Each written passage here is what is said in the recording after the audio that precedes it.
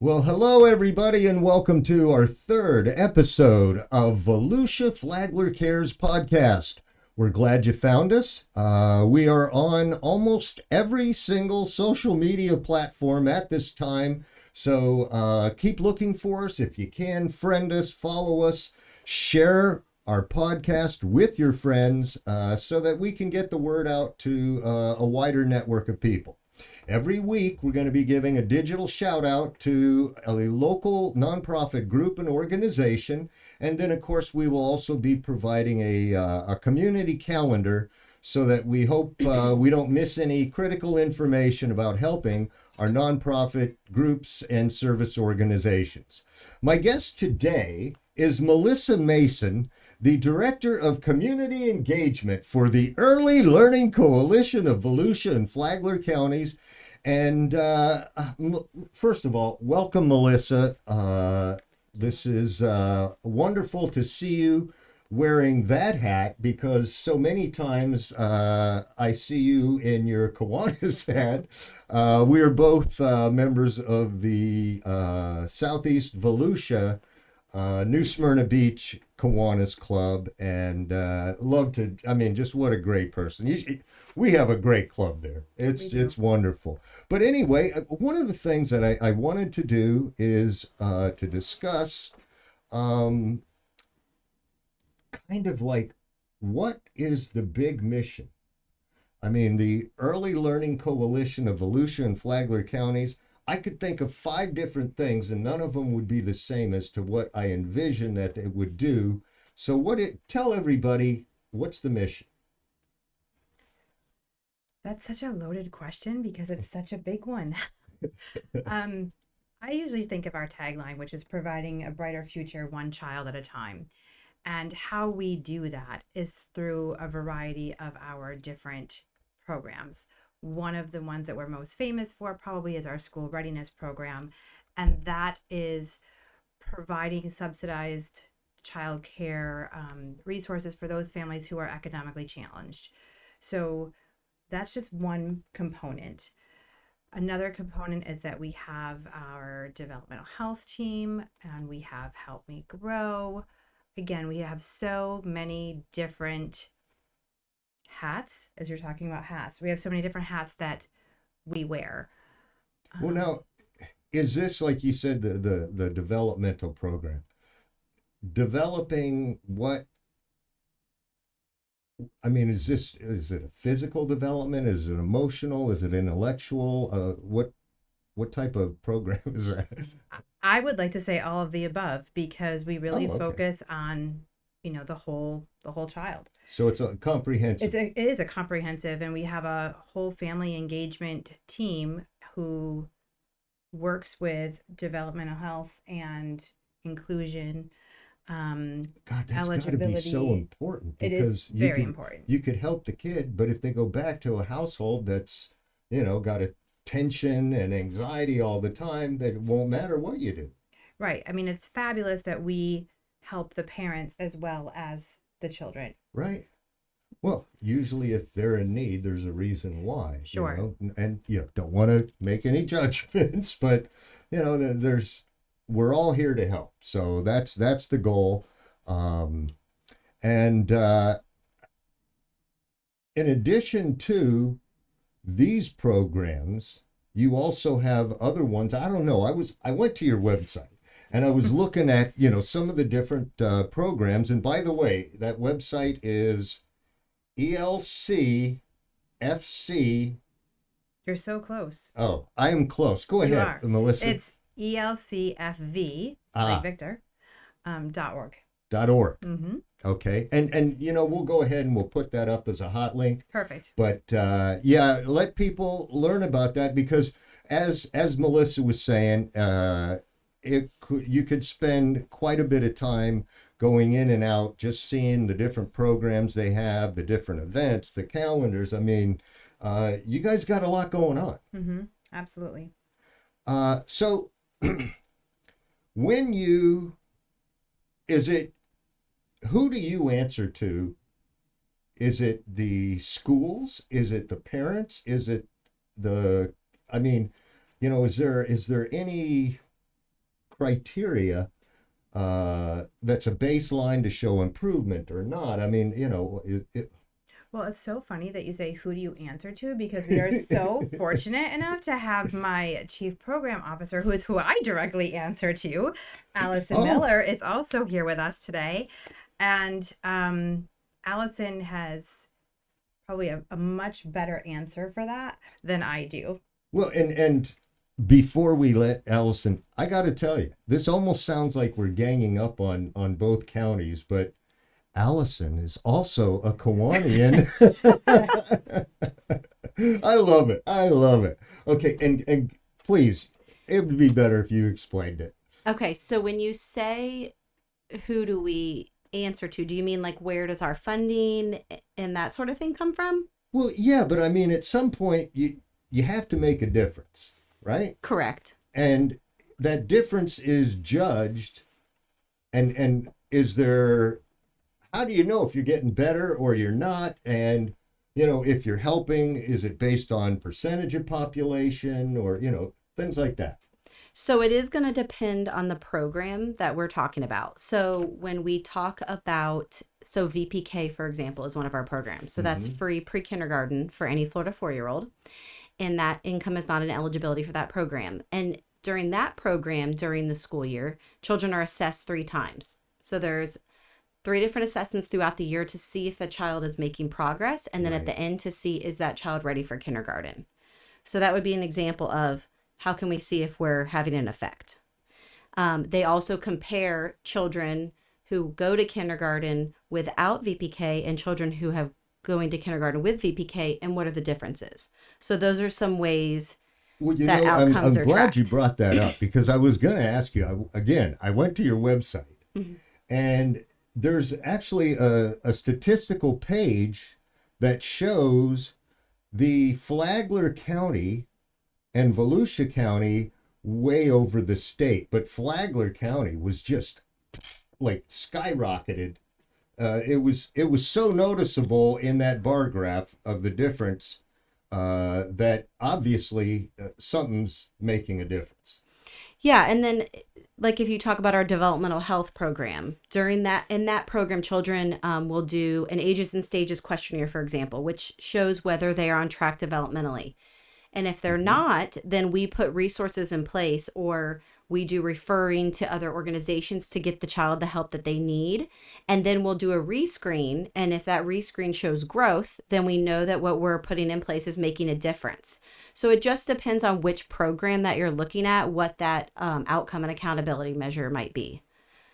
Well, I can't imagine that there's anybody that would say, let's have a kid in school who hasn't been prepped, who doesn't have a good meal, who isn't ready to go, is going to do the same as somebody who's had all of these wonderful advantages and programs that you guys do. There's stuff here I'm learning, and so I'm really grateful that you are here. If anybody wanted to, I mean, is this like a referral of somebody who gets in? Does somebody like call you up and say, hey, can we join, or what? How does that happen? All of the above. So Okay. it again depends on the program. Different programs have different eligibility requirements. So if you're going to have childcare assistance, you have to meet certain income and working guidelines. For example, most of the time, unless you're referred by a specific referring organization, and there are certain qualifications to be those referring organizations. If you're talking about VPK, you just have to be born on or before September 1st in the year you're going to attend and be a Florida resident. If you're talking about developmental health, that's open to anybody. So it just depends on what the program is, what the eligibility requirements are. Who keeps track of all that? Our fantastic staff. That's who My keeps track of it. We God. have a fabulous team that works really hard to serve the over 8,000 kids that we're working with every year in Flagler and Volusia. Really? Wow. What offices do you have? Where are they located? So we have an office in Daytona Beach. That's our main office. And then we do have an office in Flagler, in the Flagler Village. Oh, nice. Yes. Which is part of Flagler Care's office. And then we have an office in DeLand as well. Perfect. We just opened a new Kiwanis Club in DeLand, so see if we can't maybe work out some mutual programs together. Now, you guys also do special projects, I guess. And again, looking through your website, I found the Flagler County Dolly Parton Imagination Library. And it said that it gave a book for free per month per kid. So Is that for real? It's not free. It's not Oh, free. okay. Well, it's free for families. It's not free for the Early Learning Coalition. Oh, So okay. Dolly is great, right? Right. Dolly does not buy all the books for all the kids. She Okay. helps. So this is her foundation. And the Early Learning Coalition we're like the medium that gets all of these books out, right? So we Okay. have the Flagler County, and then we also do this for Volusia County. Okay. So both counties are members of the Dolly Parton Imagination Library. Most recently, we've had over 6,000 children enrolled from Volusia who receive DPIL, the Dolly Parton Imagination Library books. And then we've had most recently 1,200 children in Flagler receive Dolly Parton Imagination Library books. And what that looks like is people are, and this is not, there is no income eligibility. This is for any family as long as it's a participating zip code. Okay. Oh, right. And from the day they're born up until their 5th birthday, they get a book per month delivered to their home. And so if you enter the day the child is born all the way up until their 5th birthday, they have that opportunity to have 60 free books in their library. And Wow. we subsidize all of Now, do of that. parents go and select which books, or is there almost like a it's like predetermined. which- It's predetermined. this age, Yep. this is age appropriate? Absolutely. That's all predetermined. And I believe that there's a list of at least some of the books on the website, on the DPIL website. This is actually the 30th year of the Dolly Parton Imagination Library. Well, and- on your website, it's actually got a picture of a lady reading, and she's holding the Dr. Seuss Lomax book. Yep. The Lorax. Lorax, that's it. Yeah, the Lomax. Lorax book. I'm thinking of a drug commercial or something. Right? So the program itself, like we kind of alluded to, is it's free for families. Mm-hmm. It costs the coalition roughly about $40 per child per year for that program. And so you have like 10,000 kids between the two counties? I would say roughly more like 7,200, but it's growing. And kids as they graduate, right? So you're going to have it's a rolling cycle. You're going to get enrollees, and then you're going to get kids who graduate out of the program because they've turned 5. So, but how that program is funded is really through grants and private donors. We're trying, we do try to do some fundraising for that. We just had some storybook villages, which again, trying to promote that awareness. But that's a special program. To go back to your question, that's a special program that we do. Okay. Well, you mentioned, that you get funding kind of from several different areas. And one of them is fundraising. And I wanted to bring up, because I actually have attended this event, and it is the 13th annual Tomoka River Duck Fest to benefit the Early Learning Coalition of Flagler and Volusia Counties. Is that right? I think Close it's enough? 12th. I think it's our 12th one, but yes. Oh, yes. And so it is. And this campaign, this fundraiser, remember how we were talking about we have a variety of different programs? Mm-hmm. So this fundraiser is specifically towards school readiness. Oh, okay. So So it's this one, designated this dollars. one is designated. It is our solo match campaign fundraiser. And when I say a match campaign, what I mean by that is that the state matches us. Get ready. Are you ready? 16-1. So $16 to every dollar you bring in? Is for our school readiness campaign. So every dollar helps exponentially providing the the services for our children in our counties. And you had how many ducks for adoption? 1,300. Have they all sold out?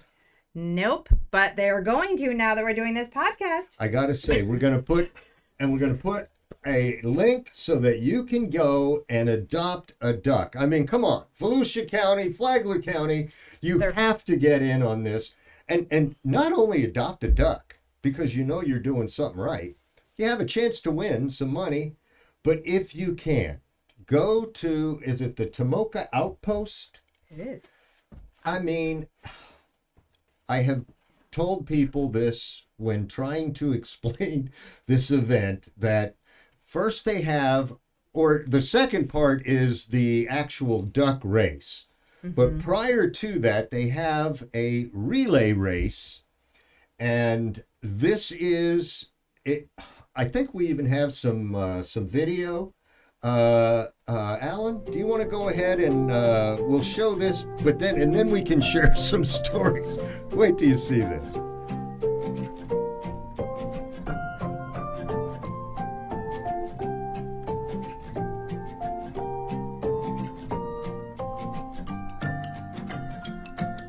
What a great venue.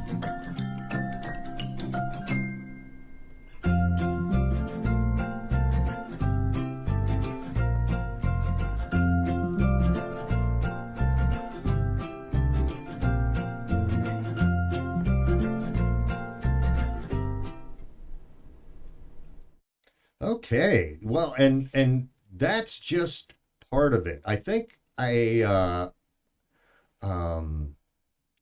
gets into more of like the overall duck fest.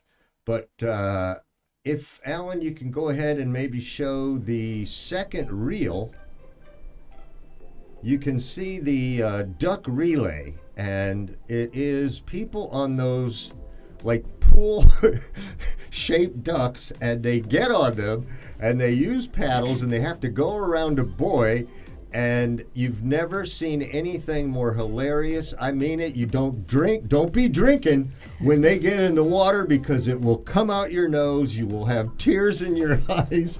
It is just it's just complete slapstick humor, physical everything. And I love the fact that they've continued this tradition because I've seen people swallowing a lot of Tomoka River water.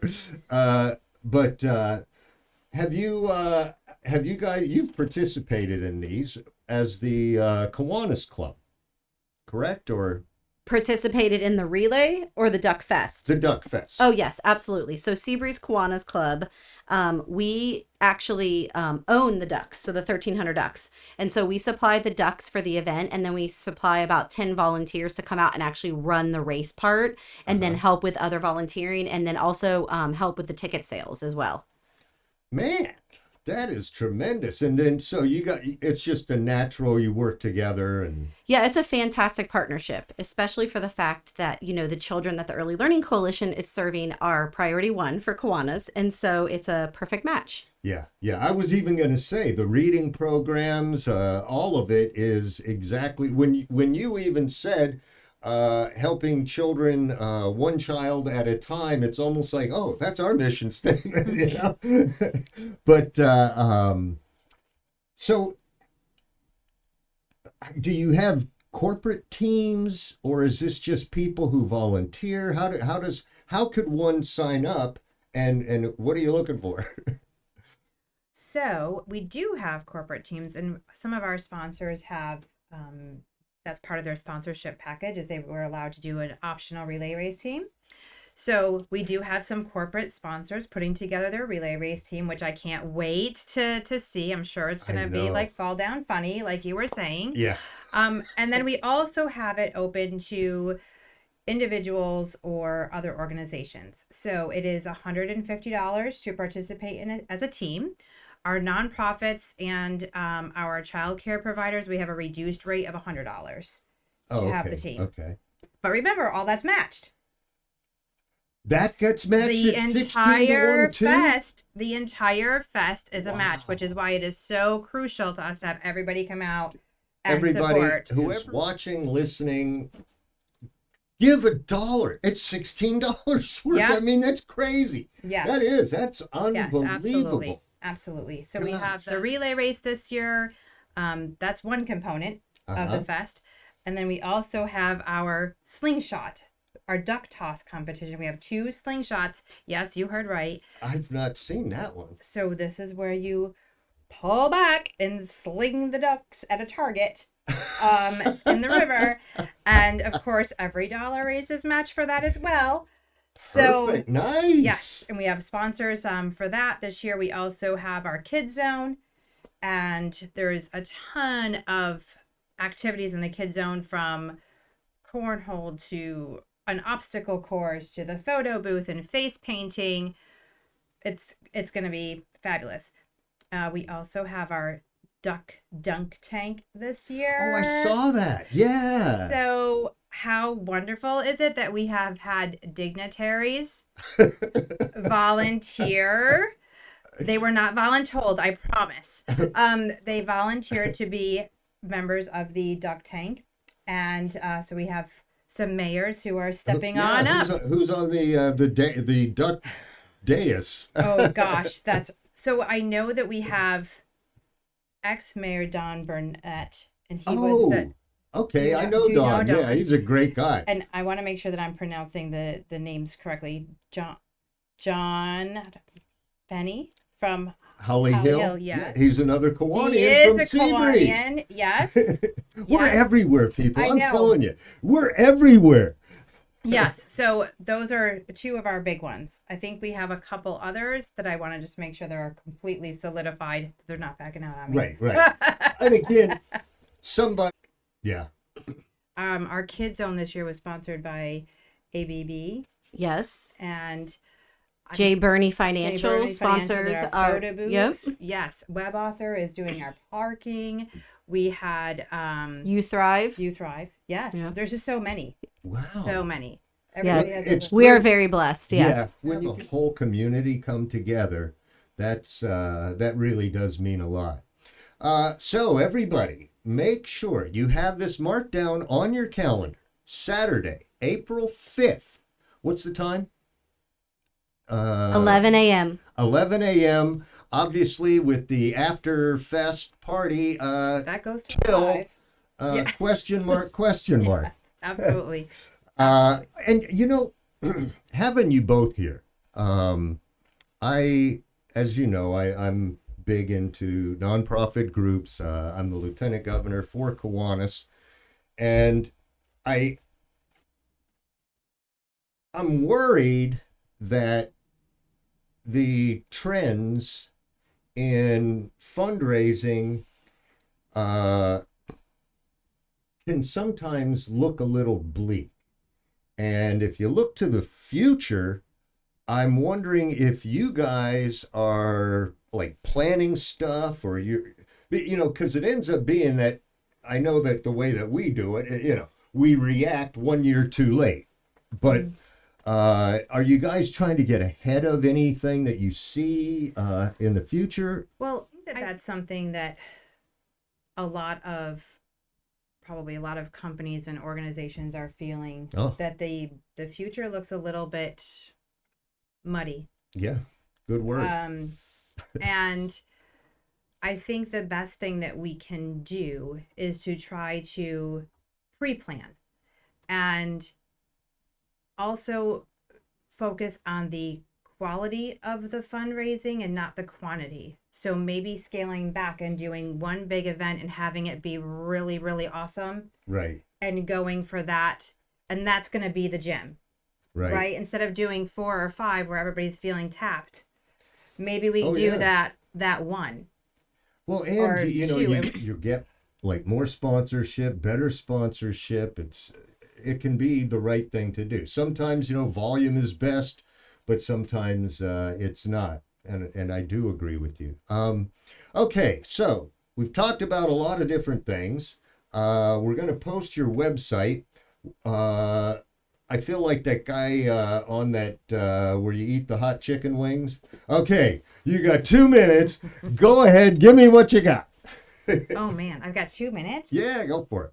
to say anything I want Well, I mean, you know, no within cursing or reason, anything. I suppose. Um, so, Early Learning Coalition, everything, we are a community entity. We all need to work together. It takes a village, right? We've heard that since I was little. Does. I've heard it. Yeah. It takes a village to raise a child. We're one little piece of the puzzle. But when we bring everybody together, I feel like the puzzle gets built stronger and quicker. And Duck Fest enough, I mean, that's just one way to bring people together. Right. And I can't encourage people enough to come out. It's a free family event. There is no cost to Right. there's a cost to put the duck in the water, but there's no cost to go and have fun. Right. And to And it's see, a great yeah, location. it is. It's Come you know, enjoy you the can day. run around the park. It's just there's nothing that can be said wrong. Right. And it's very vitally important. Not only that, but please remember, there isn't anywhere that there's a 16-1 match. I mean, if you guys can't come up with $5 to help these people get 16 times that, you know, we've got some other issues. So everybody watching, like I said before, break the lock off your wallet and start donating so that we can help out. Obviously, a group that is helping us and filling a lot of the different gaps that come up. And there's one more thing. Oh, I don't know if I used all my 2 minutes. Even more. We do have the silent auction and we have the duck art extravaganza. Ooh. So, like I said, there is something for everybody. The silent auction will start a week before Duck Fest. Okay. So people can get in there and on their website, go to the website. It will tell you exactly how to go into the silent auction and you'll see we have a cruise. I mean, Wow. whole bunches of things. Nice. And we do need more. I know that sounds awful, but we do need, if you have a business, if you want to promote and give something for a raffle basket or what have you, if you have a friend who has a business, right. We're looking for silent auction items. So please feel free. There is a spot on our website where you can. Well, and it doesn't have product. It could be a service It could or absolutely something be a like service. that, right? Yes. Just anything yes. somebody we have would hotel stays. want to yes, bid on. Absolutely. Hey, if you've got your young adolescent male child walking around the house, give away 3 hours of his time. Well, obviously, it helps to be involved. We want everybody involved. It's why we put this show together, and I can't thank you guys enough for coming out and sharing the information about such an important event and what happens with the money raised from that event. Next week, our guest is Anthony Wild. Guess what? Another Kiwanian. But he is the executive director of Kids Rock the Nation. It's a national organization, and it encourages arts and musical participation. The cool thing I like about it is there's other organizations that get instruments to kids. They get the lessons. So if the kid decides they don't want to do it, they're making a completely conscious decision, and they know that they're making that because they will know how to play that instrument. And I'm also again kind of going to be posing the same question to our District 3 fundraising director for Kiwanis. He's also the lieutenant governor of Division 18 Douglas Tucker, and I know he's got an interesting perspective on nonprofit fundraising in the future. So I can't wait to hear what he's got. So, hey, listen, everybody, that wraps up this third episode of Volusia Flagler Cares. We thank you for giving us your time. Thank you. We're going to be continuing to provide inspiring, thoughtful, compelling, and hopefully entertaining content to promote all of our local nonprofit and service organizations. Remember, it's local sharing, locals caring. Goodbye. Thank you.